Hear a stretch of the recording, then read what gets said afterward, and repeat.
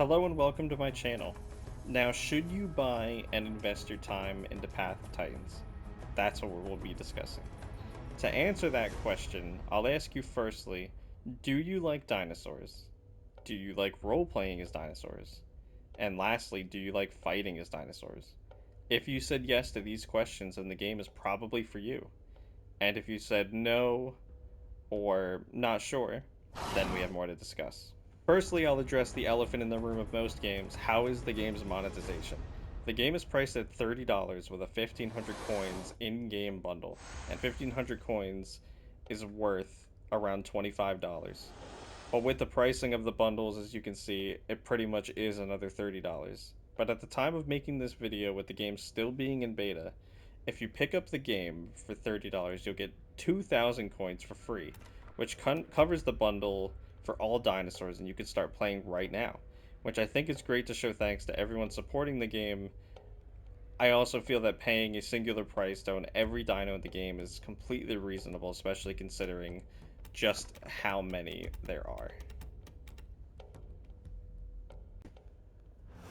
To actually talk about the dinosaurs, which is kind of the whole point of playing the game, the actual role-playing and being a dinosaur, I think that part of the game they did perfectly. Each dinosaur feels really to scale when you're in the game. Like when you start off as a baby, you really do look really small. And then as you start to grow, especially some of the bigger dinosaurs, they get massive. Like obvious ones are the T-Rex and the Spinosaurus. These things grow to be huge. But some of the other dinosaurs, even their full adult size, is actually quite tiny. Like this little guy, for example. This is pretty much his almost like full size in game. You just are really small, you run around, you do your thing, you peck at people, you can be a nuisance. And each dinosaur gets their own abilities, like their own tracks that they can pick from. Like these are all the abilities you can get in the game. And the game's still in beta. A lot of these are still being added into the game as well.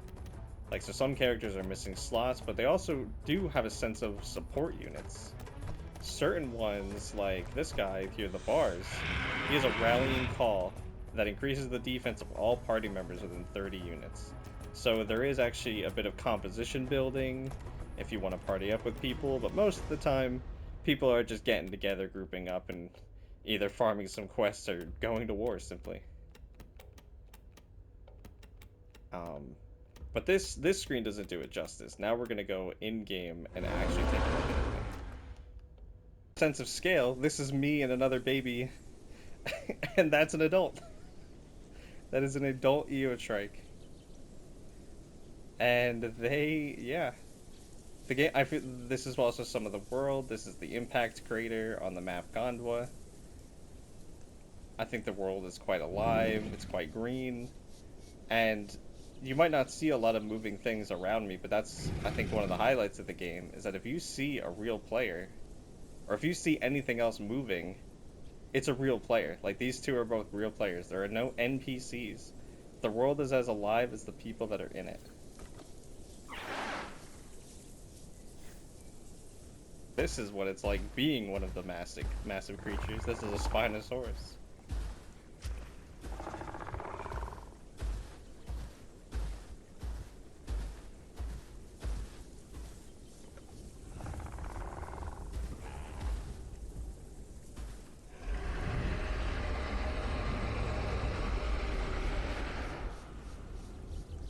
So now I'm going to be talking about what it's like to actually play the game. So what's going to happen is when you spawn in, you're going to go through a quick tutorial, and then you're just basically going to be a small version of whatever you're eventually going to be. Some of the babies of the bigger animals are slightly larger, but you're basically going to see your right quest. You're going to go around. You're going to collect as much as you need to do. Yeah! And then turn it in. And then voila. See? I got 30 seconds of growth. Now, granted, that's not going to be in the official servers. I jumped to do a community one, just to, help make this video. There is no passive growth in official. The main difference between official and community is a good way to kind of like mess around with the end game and get big really fast and maybe even learn the game a bit more.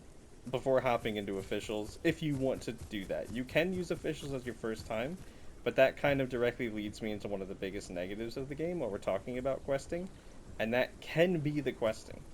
The early game when you first start can feel, I think it'll feel amazing at first, exploring the world, but it can very quickly become very tedious and dull, especially if you're playing in official servers because the XP growth is very low.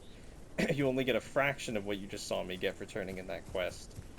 And if you turn in quests, it's actually kind of a negative because that XP I have there, so if I go and get killed right now, I will lose about like 20% or 25% of a bar. So if you get killed multiple times, it can really slow down progress. Thankfully, there are fail safes against that, like once I grow a stage, once I get to juvenile, or once I get to adolescent or subadult, you can't go down a stage, you can only lose XP during the bar. So the trick people kind of do right now is they just won't turn in the quest. They'll just save the quest in their inventory, and then kind of like, gather up like 30, 40 of them and slam them all at once. There is also group questing, so playing by yourself can be a little rough.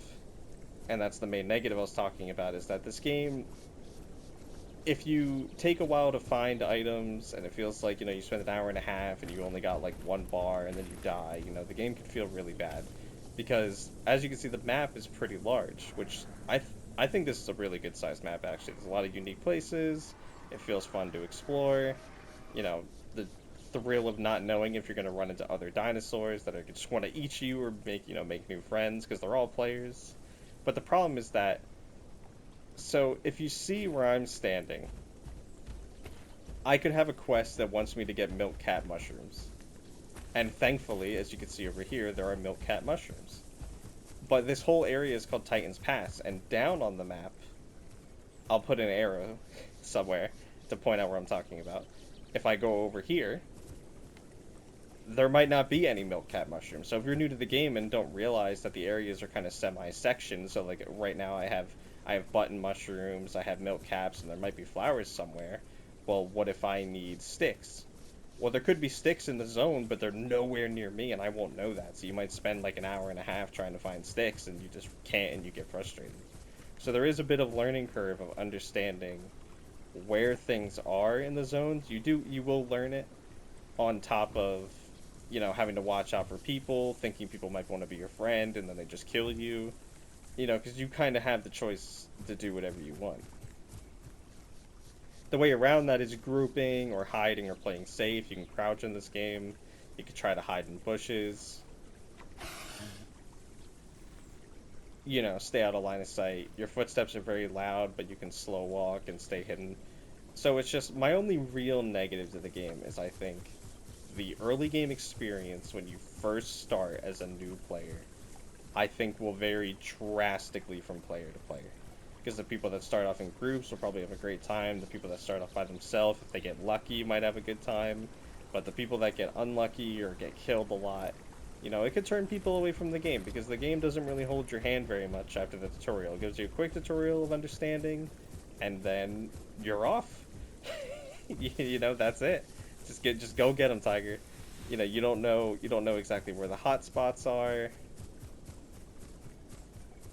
And the hotspot basically means, just where there's a lot of players, so you don't know if you might get killed. They're either easy spots for questing or just popular spots people like to hang out. As for reference, if you happen to be a new, if you're probably a new player watching this video, I'll mark some spots here, here, and here that'll you probably want to avoid for the most part as an early player. I would say just go around the outer edges of the map. If you go to the Black Forest here, that is a really good spot. Places that are flat and pretty open, might be a little harder to hide, but they're also a lot easier questing, so you can keep that in mind. But this will pretty much be your gameplay. Just run around the map, quest, and the nice thing is, though, that if you ever, because that's the story of officials, is the early game is just a lot of questing. You can do some fighting here and there if you're in groups, but, if you see an adult and you're a baby, there's a good chance you're just going to die if you engage them, so... Yeah, you kind of just start questing. But the good thing is that this game released with the community servers and custom matches right away. So if you ever get bored of, just running around doing this, questing for items, just go into a community server. You can get to max level right away, have some fun, and then when you get tired of that, you come back and keep growing your character, and then eventually you'll be big enough that you can run around and do as you please. There's this video to kind of give you an understanding of how many different options there are. The last one and last dinosaur was just on the concave, and this one here, the Patchy, both are small, fast, but they both have different strengths. This one has a dash forward that allows you to headbutt things, whereas the other one can do a bit of a bleed with its claws. This one can jump higher than the concave. I was on the Spino earlier, who's very slow, very sluggish, but has insane power and damage. And then their abilities too, they range very differently. Like this one has almost something for every slot. More jump height, more turning, charge abilities, more speed. Some are built for speed, some are tanky, some are slow, some hit super hard. This one doesn't really hit very hard, but he's fast and he's quick and he works well in packs. Some of the units are pack units. And I think it just adds a lot of diversity and fun into the game and really makes you want to keep playing and trying out other dinosaurs. And the community server is what I was saying is a great place to do that. Like if you don't want to spend the time, doing all that grinding for an official dinosaur, which it doesn't take overly long. I'd say I got an adult. Depending on how efficient you are and if you're able to group with people, because the group quests are great. They give more XP. They're take a little bit longer to do, but they give a lot of XP because it's based on contribution. So if you get to group with people and they let you solo group quests, you could probably get a big dinosaur in like 6 to 9 hours, depending on how much goofing off you do. But that's the joy of the game. That's if you're trying to speed run it. If you're actually enjoying the game and maybe taking some fights here and there. See, I hear someone right now. This is what I mean. You just randomly find people.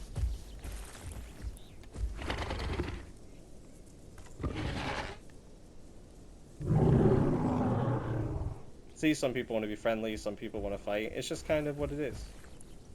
That's the whole enjoyment of the game. You'll probably get distracted fighting, you'll get distracted traveling, you'll get distracted, engaging with other players.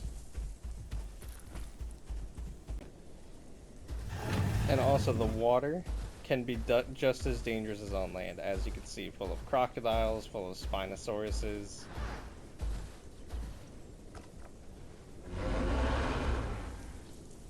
The world is big, the world is amazing. I'll go into the water here to kind of show it off.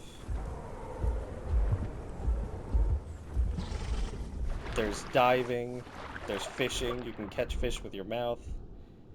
The world is honestly, the fun that you get from this game is realistically what you make of it.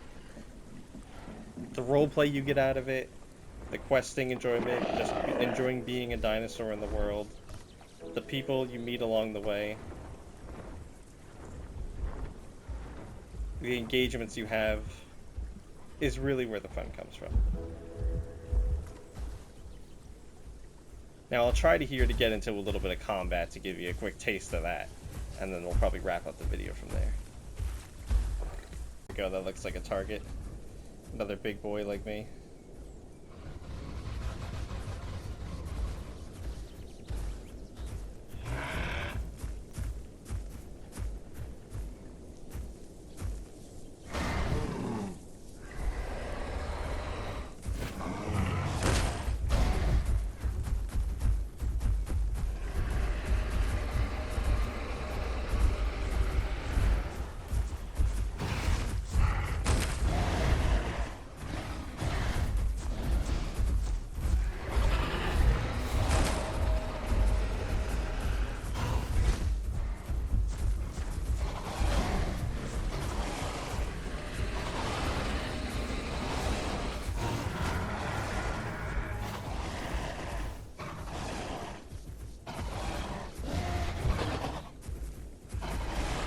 I'm definitely gonna die here, but I'm just making the point that, you can fight other people.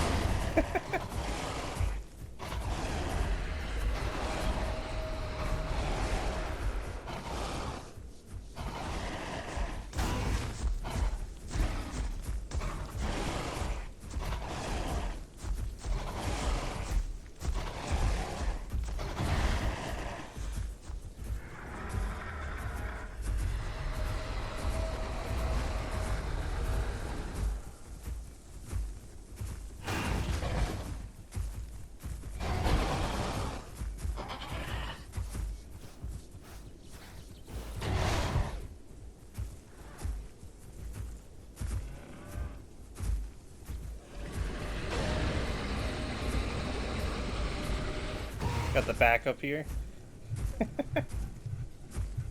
Well, you get the idea. See, you could take it just, go run into combat, especially depending on the size. Start a war. Got your bros backing you up.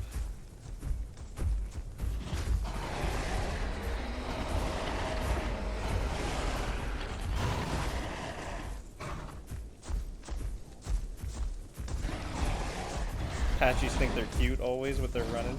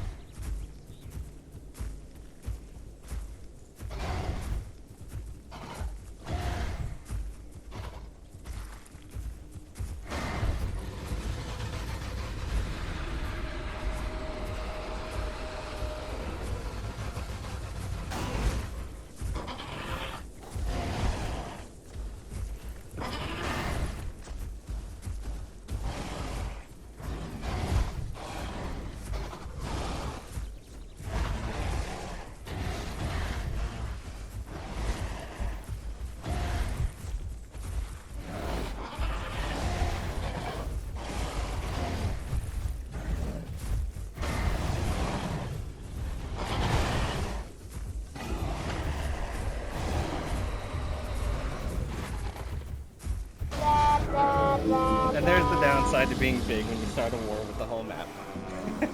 But you get the point. Obviously, you don't need to do it like that.